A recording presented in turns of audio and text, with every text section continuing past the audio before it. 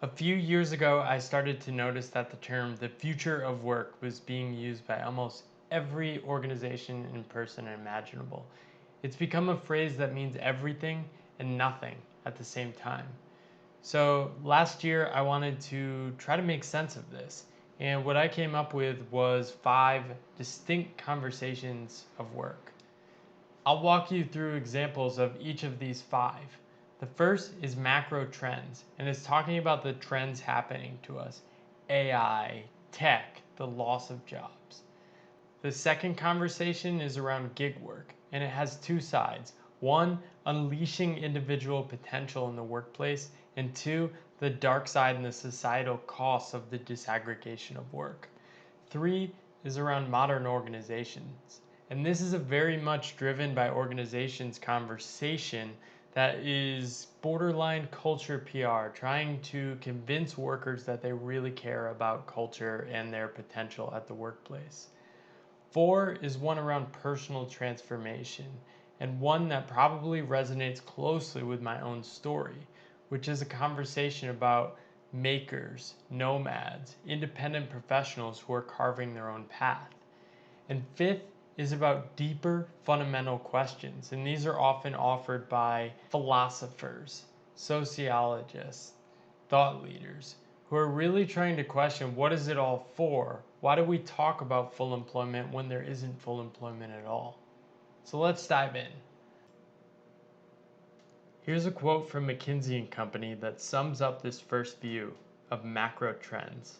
Automation, digital platforms, and other innovations are changing the fundamental nature of work. This conversation really highlights trends that are happening to us. And when you read them, it feels like there's nothing you can do about it. Here's an example of an article they wrote that is often quoted a lot. McKinsey has some great research, but this conversation is really typified by an institutional approach of these trends that we can't control and we don't know how to respond to.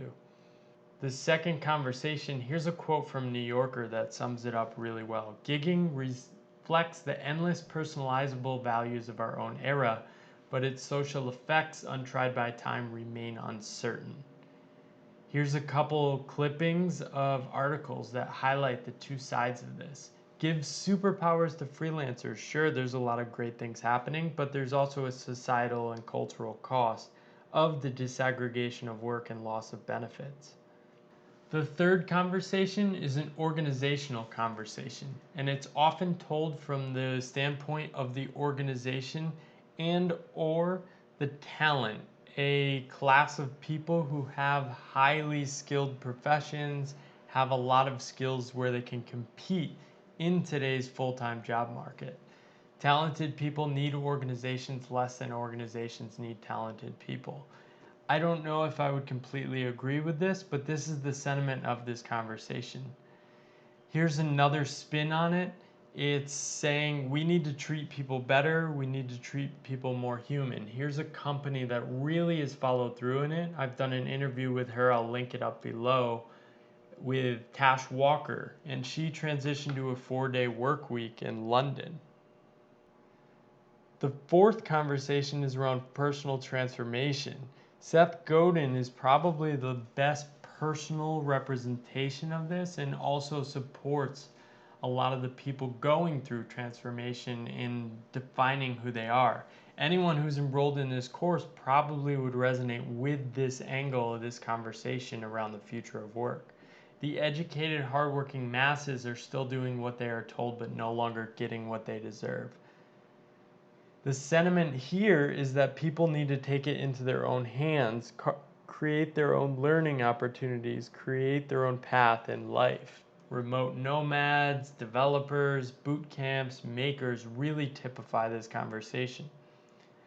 Finally, Andrew Taggart, a philosopher, sums up this 5th conversation, which is the fundamental questions.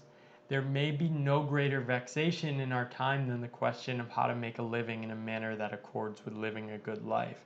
This is a fundamental question for this course and a challenging question that many people grapple with, but never explicitly consider. This is also typified by people that write about the future of work.